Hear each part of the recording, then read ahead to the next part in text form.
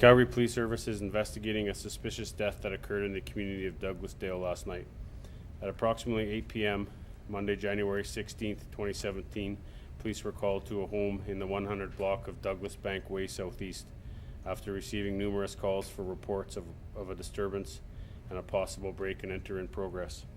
When officers arrived on scene, they found one man in life-threatening condition and a woman with serious injuries. Both were transported to hospital where the man succumbed to his injuries. An autopsy is scheduled for this morning and that is currently underway, and I believe the woman remains in hospital. Officers are still trying to determine the man's involvement and the exact details that led up to this incident, and anyone with information is asked to contact police by calling 403-266-1234 or the Homicide Unit Tip Line at 403-428-8877 or Crime Stoppers anonymously. I'll take what questions I can. Keep in mind we're only 16 hours into the investigation, so there's still a lot to still figure out, but I'll take what questions I can. Was this called a home invasion when it came in? Is it part of the investigation, home invasion, and was the victim a resident of the house? It did come in. I believe the initial report to police was reported as a home invasion.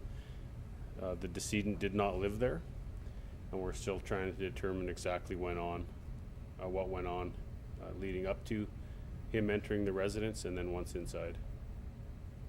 The other two people, there's a male and female that I believe are both still currently in hospital, are the occupants of the residence.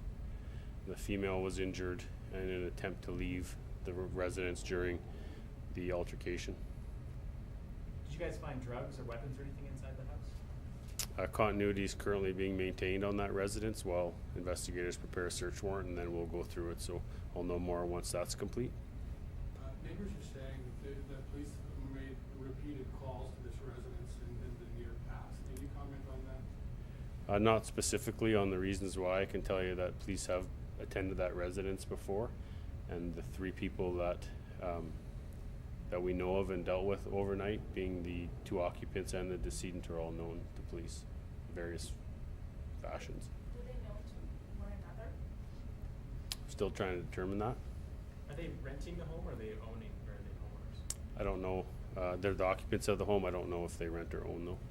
So are you looking for anybody outside of, you mentioned three people, you said there's a man and woman, you believe they're still in hospital, there's the deceased man. Yeah. Are you looking for anybody outside of that, or is that, as we understand it right now, everybody is home?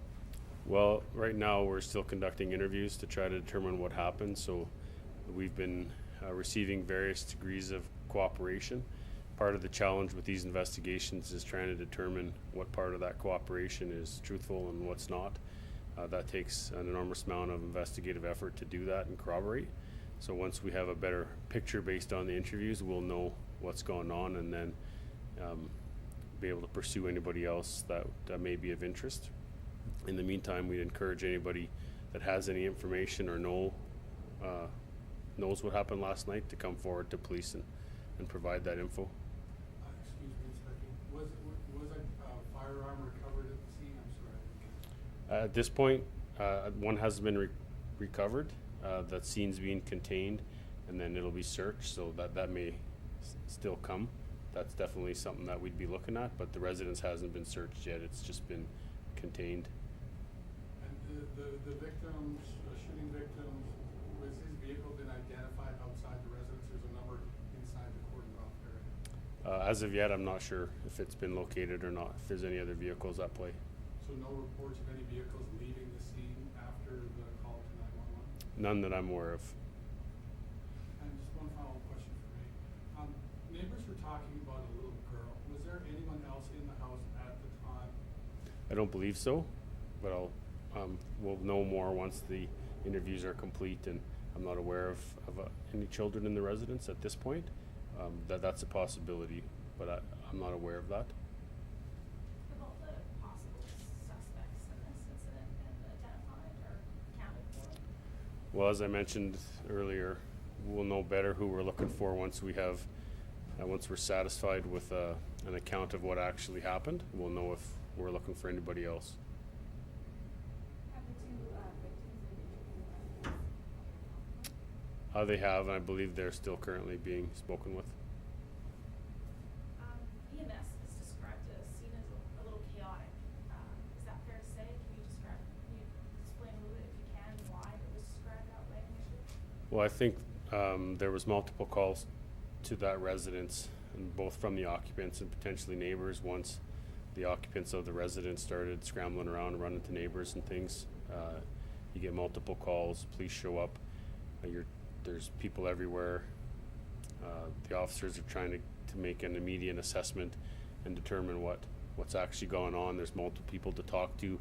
Everybody has something they want to tell the police, so first responders do a great job at sorting that out, but it's very difficult for them to make those determinations right away, especially when you have somebody injured that's gone in an ambulance, so there's that to deal with, and then try to figure out who's at the scene, if we're looking for anybody else, if there's vehicles.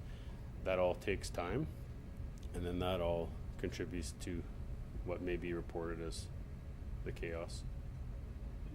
Do we have a sense that people here would have at least been familiar with each other somewhat? Like this isn't a random event? Yeah, we don't believe it's random. We believe that the deceased person showed up at that residence purposefully. It wasn't just, they didn't just pick that residence out of the blue. Were the victims found at the home, or were they run to neighbors' homes? Which victims are you talking about? Residents. The residents of the home, I believe the male was outside and the female was at a neighbor's, I believe, when police arrived. Anything else? Sorry. Gary, go ahead. So the man and woman who are not the victims, are they under suspicion and any persons of interest potentially for charges? Well, right now they're being spoken to, and we'll make more determinations as to what's gone on. They obviously will play a key role in filling in some of the gaps, as would anybody else that has info. But right now their involvement is still to be determined. As far as you know, there's only 3 people involved in this incident. It looks like that until we're finished with the interviews and can make an assessment. Like I've said in other times when we do this, it's very difficult for police when we show up at a scene and there's varying degrees of cooperation or varying degrees of accuracy to the events that we're there to respond to. So it takes a while to piece together that picture. Go ahead. Do you know the relationship with the man and the woman? 'Cause are they? I believe they have a relationship, common law or married. I'm not sure which, but yeah.